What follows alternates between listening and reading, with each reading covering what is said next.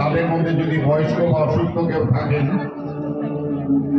যারা লাইনে দাঁড়াতে অপারগ, তারা সোজা বিকেলের সামনে চলে আসুন।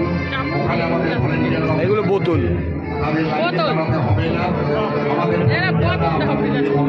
সাহায্য করবে। বাবাকে নিয়ে যাও।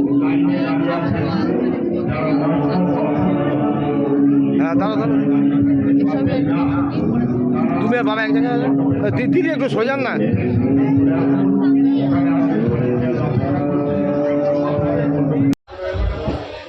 গেটের সামনে কেউ দাঁড়াবেন না।